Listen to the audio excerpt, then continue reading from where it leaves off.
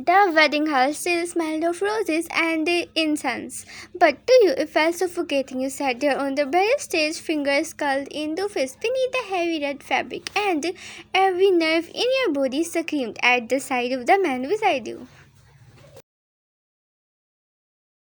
Professor Jungkook, your professor, your nightmare, your biggest enemy, and now your husband. You hated him, you hated his piercing eyes that always looked like they could strip the soul out of you. You hated his sharp voice that used to call you out in class for being careless or lazy, even when you were not. You hated the way he carried himself with authority like the whole world was beneath him, and yet here you were married. You didn't even look at him, not once during the ceremony, no once when the priest asked for your consent. You gave it, but your voice was nothing more than a dead whisper. The ride to his house was silent. You sat with your head pressed against the car window, arms crossed tighter around your chest, while he tapped away on his phone like the world revolved around his business. Finally, the car stopped outside his mansion, a modern glass and stone setup that looked cold just like him. Welcome home, he said flatly, not even glancing at you. You scoffed under your breath. Home? This is not home, this is a prison.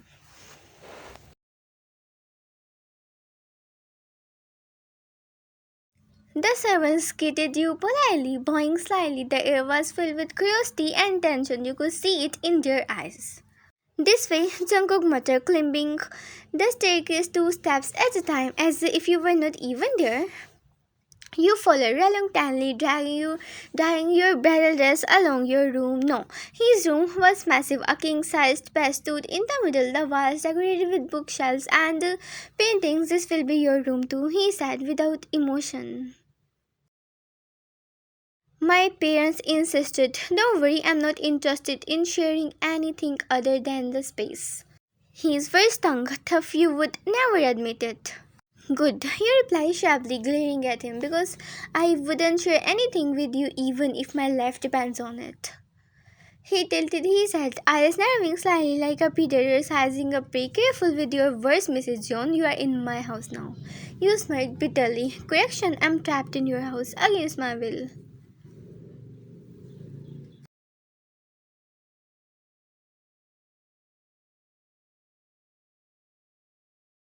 He didn't reply. Instead, he loosened his tie, tossed it on the chair, and walked into the bathroom, leaving you standing there foaming.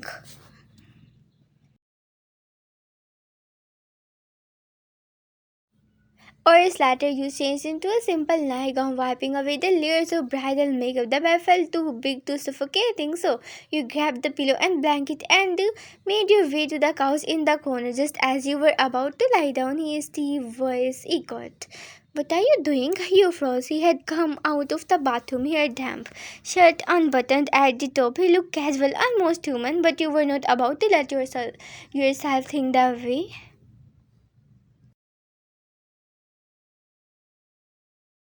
I'm sleeping here, you said firmly. He raised the bro. The bed is big enough. I don't care. I don't want to sleep next to you. For a moment, he said nothing. Then, a died chuckle escaped his lips. Suit yourself. He climbed into bed, turning off the light, and within minutes his steady breathing filled the room. You lay awake on the couch, staring at the ceiling, heart too heavy with anger and despair. How did my life end up like this? The next morning you woke up to the sunlight streaming through the curtains. You dragged yourself to the bathroom, brushed quickly, and came out only to find him already dressed in a crisp black shirt, adjusting his cufflinks in the mirror.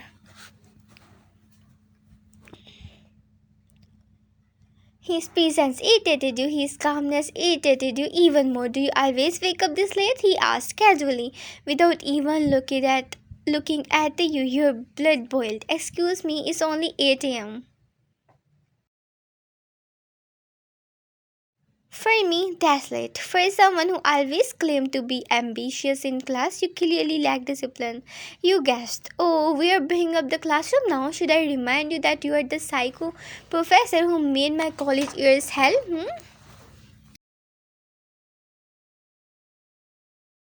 His eyes finally meet yours in the mirror, cold, sharp. Maybe you needed help to learn something. You step closer, fist clenched. Or maybe you just enjoy tormenting me.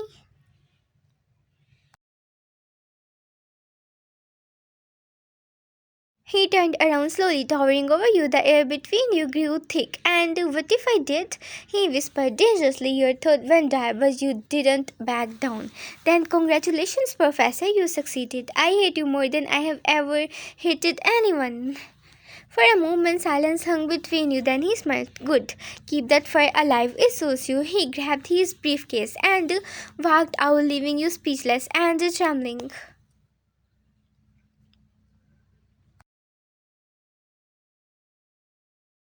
Later, when you went down for breakfast, his parents were waiting. Jung was not there, of course. Fine, dear, his mother said warmly. How are you settling in?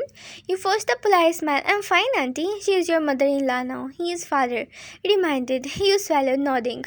Mother, they exchanged approving looks. Clearly happy with the arrangement, but inside, you burned. You wanted to scream, to run away, to tell them this marriage was nothing but a cage. Just then, Jung walked in, adjusting his tie. His presence immediately silenced the room. Morning, he muttered. Morning, son, his father replied proudly. We are glad you and Vine are starting this journey together.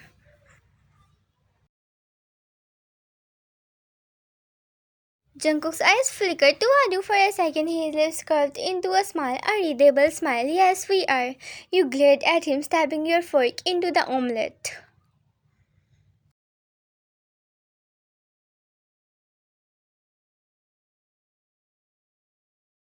That night he came home late. You were already in the room, sitting on the couch with your phone. You are late, you said coldly. He loosened his tie, not even looking at you. Do I need to inform you about my schedule?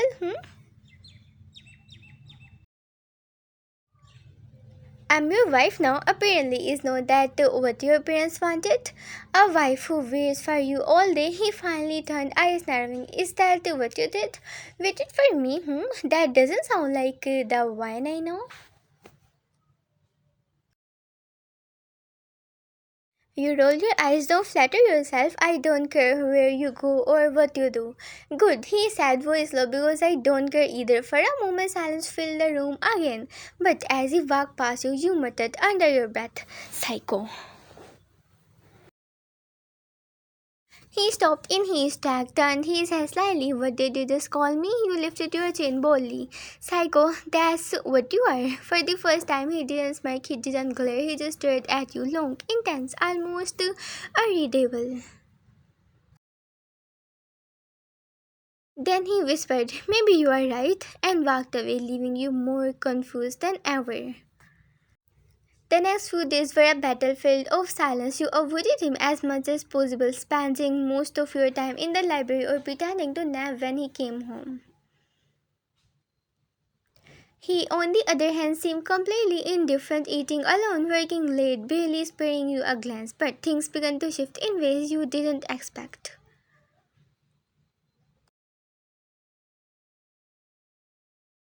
One evening, you sat at the dining table with your head pressed into your palm, a suppleting headache throbbed to your skull.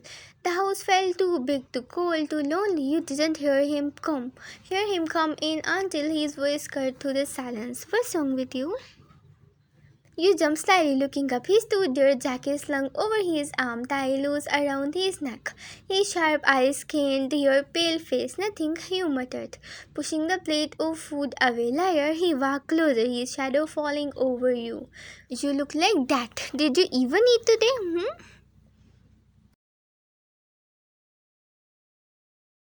Your lips tightened. Why do you care? For a second he clenched, then without another word he left the room. You thought he was ignoring you again, but minutes later he returned holding a glass of water and a strip of medicine.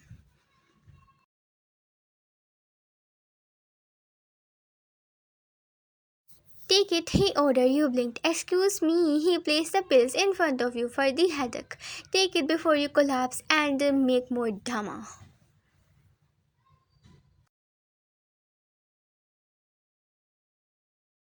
Your pride screamed at you to refuse, but the pounding in your head made you weak. With trembling fingers, you picked up the pills and swallowed them with the water he handed over. When you looked up, his eyes were already on you. Something unfamiliar flickered in them, something softer, almost human. You cleared your throat.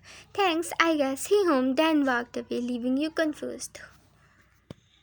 A week later, his parents hosted a dinner party. Relatives filled the house with laughter and chatter. You dressed up reluctantly in a pastel dress. Sitting quietly in the corner as expected, the auntie began whispering, "She doesn't even look interested. Poor Jungkook, always so serious. He deserved better." Their words pursing your chest, but you stayed silent until one aunt leaned closer to you and said, "Dear, at least pretend to be a proper wife. People are watching." Your throat burned with anger, but before you could respond, Jungkook's deep voice interrupted. Enough! The entire table fell silent. He stood there, eyes cold and as still. "No one here has the right to insult my wife. If I hear one more word, you will leave my house immediately." Gasps filled the air. The aunt shrank back, embarrassed. You stared at him, stunned. He was not looking at them anymore. His eyes were locked on you, protective, almost possessive. And for the first time, your heart skipped a beat.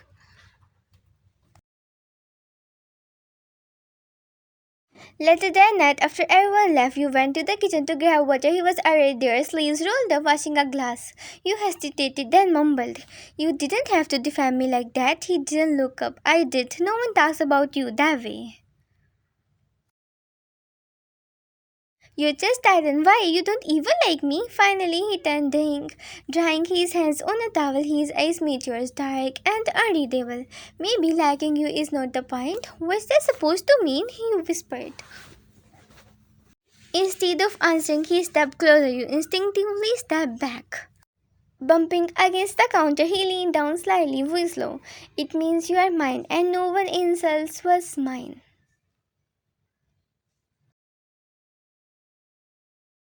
Your breath is tactics hitting. You shoved him away lightly. "You are insane." He smiled freely. You have sat there before." One evening, the sky opened up with heavy rain. You stood near the balcony watching the downpour, lost in thought. Memories of your ruined freedom, your stolen choices weighed on you. Suddenly, an umbrella appeared above your head. You turned, he was standing there, holding it for you. He so slightly damp. "What are you doing?" you asked. "You will catch a cold," he said simply. You laughed bitterly. "Why do you suddenly care so much? A month ago, you were the psycho professor who couldn't stand me."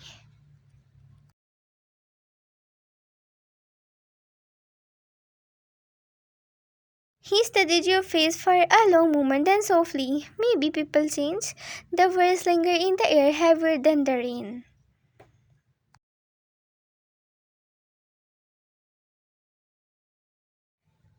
That night you couldn't sleep. You tossed and turned on the bed until finally you whispered into the darkness, "Are you awake?" From the couch across the room, his voice replied, "Yes." You hesitated. "Why did you agree to this marriage?" Silence. Then he exhaled slowly. "Because I didn't want anyone else to have you." Your heart stopped. "That's no love," you snapped, covering the sudden tremor in your chest. "I never said it was," he replied quietly, "but maybe it could become something more." You turned away, pulling the blanket over yourself, hiding your burning cheeks.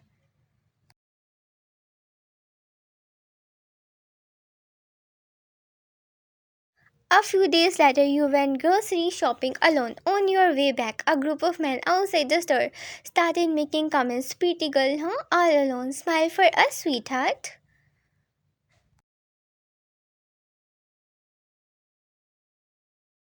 You quickened your pace, clutching the bag. Suddenly, a hand reached out to grab your wrist.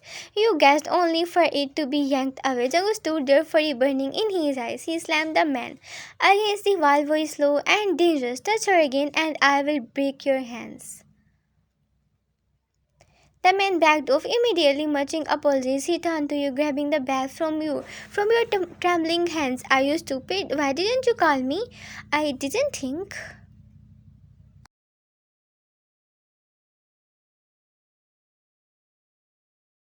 Exactly, you don't think. His voice was sharp, but his grip on your wrist was gentle. As he checked if for bruises, you could have gotten hurt.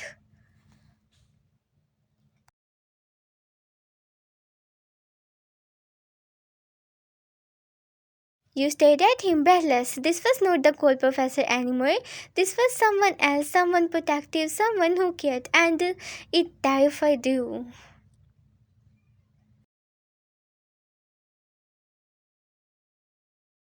That night, as you lay in bed, you couldn't stop thinking about him, his anger, his protectiveness, his words. Slowly, the walls around your heart began to crack.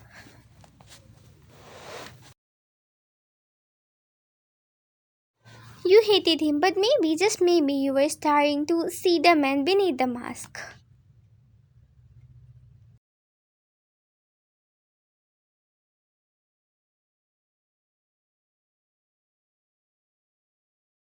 The days kept moving, and so did the invisible line between you and him. You still argued, you still taunted each other, but somewhere in between the files there was softer moments you never thought you would share with him, and it scared you more than you would admit. One evening, you were in the library of the mansion curled up with a book. He entered silently, pulling out files for work. You muttered without looking up. You know, this house feels less like a home and more like a cage. He pushed, setting the file down, then leave. Your head snapped up. What? If you hate it so much, then leave. His eyes locked onto yours sharp but tight. No one is sending you here. Your throat tightened. Don't pretend you are noble. You know, I can't leave our parents' society. Everyone would forget them. He snapped, slamming his hand against the desk. The sound echoed through the room. For once, think about what you want, not what they do. You stood, voice trembling. What I wanted a life without you. I wanted freedom. I wanted choices, but you. Your eyes blurred with tears. You ruined everything. Silence fell heavy, his face hardened, but his voice dropped to a whisper. You think I wanted this? You blinked. He stepped closer, every word sharp and raw. You think I enjoy forcing you into this marriage? You think I don't see the hatred in your eyes every damn day? Your lips parted, but no sound came. His voice cracked, barely audible. You hate me one, but you don't even know the whole story.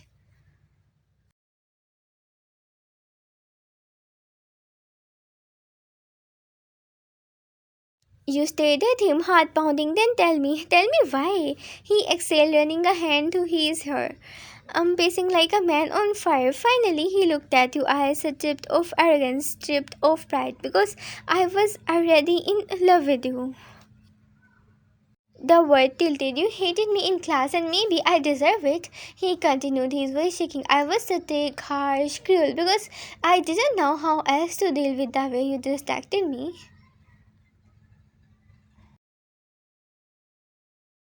You were my student one. I was not supposed to feel that way, so I buried it under discipline and anger. But the truth is, he stepped closer, eyes glistening. I wanted you every day, every damn day. Tears blurred your vision. You are lying. Am not, his hand clenched into a fist. When our parents suggested marriage, I said yes, not because I wanted to trap you, but because I was selfish, because I couldn't stand the thought of anyone else having you.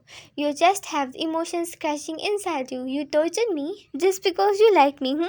He flinched, guilt washing over his face. Yes, and I regret it. Every cruel word, every harsh look. I regret it, but I can't change the past. Silence fell. You couldn't breathe. Your enemy, your professor, your husband, and now he stood. You sank onto the couch, covering your face with your hands. Do you even know what you did to me? I cried because of you. I prayed I would never see your face again, and then I woke up one morning as your wife.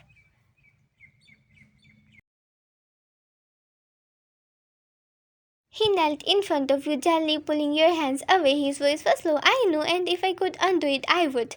But the only thing I can do now is prove myself to you. Your tears fell freely. I don't know if I can ever forgive you.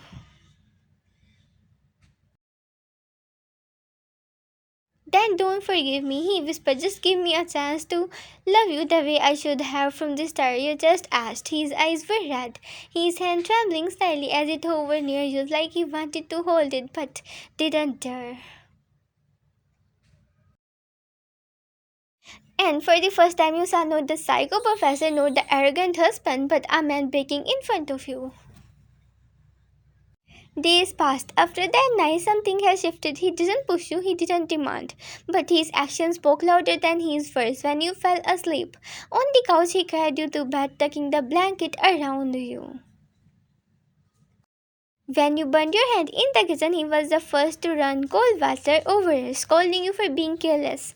When nightmares woke you in the middle of the night, he sat silently at your side, offering his presence without questions. And slowly, piece by piece, your walls began to crumble. One evening, you were sitting at the dining table when your foot slipped on the rug. You guessed, stumbling only to be caught by strong arms. He sent warm and the familiar sounded you. His chest pressed against your back as he stared at you.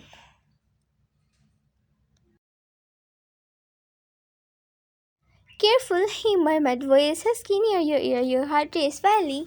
You turned to face him, eyes looking. For once, there was no smirk, no arrogance, just raw intensity. Neither of you moved. His hand lingered on your waist. You rested on his shoulder. The world outside ceased to exist.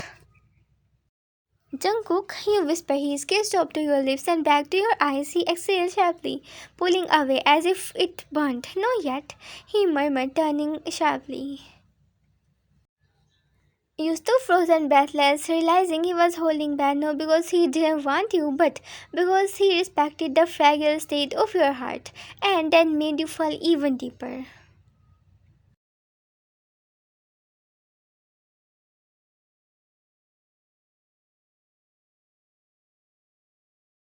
It was late one night when you found him on the balcony staring at the star. He looked tired, shadows under his eyes. Can't sleep? You asked softly. He glanced at you, surprised. You too. You walked over, hugging your arms against the cold. For a while, silence reigned. Then you whispered, I don't hate you anymore. He said, snapped toward you, eyes wide. What? I said, I don't hate you anymore. You smiled faintly through tears. I don't know when it happens, but you are not the monster I thought you were. You are still infuriating, but you are also the man who holds an umbrella for me, the man who defends me, the man who cares even when I push him away. He swallowed hard, jaw standing as if holding back a flood of emotion. You stepped closer. Maybe I'm ready to give you that chance. In the next second, his arms were around you, tight, desperate, trembling. His face buried in your shoulder. I swear, he whispered against your skin, voice breaking. I will never let you regret this, not for a single day of your life. Tears spilled down your cheeks as you clung to him, feeling his heart racing against yours.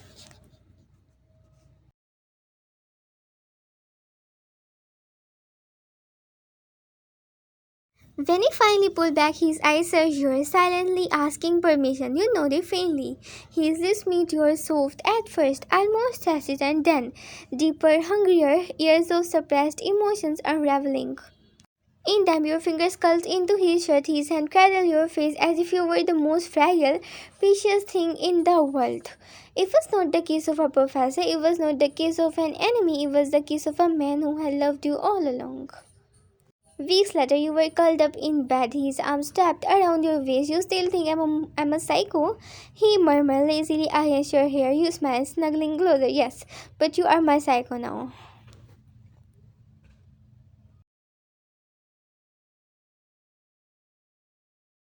He chuckled, pressing a kiss to your forehead. Good, because I planned on staying that way before. And for the first time since the nightmare began, you realized this was not a prison anymore, it was home. Thanks for watching.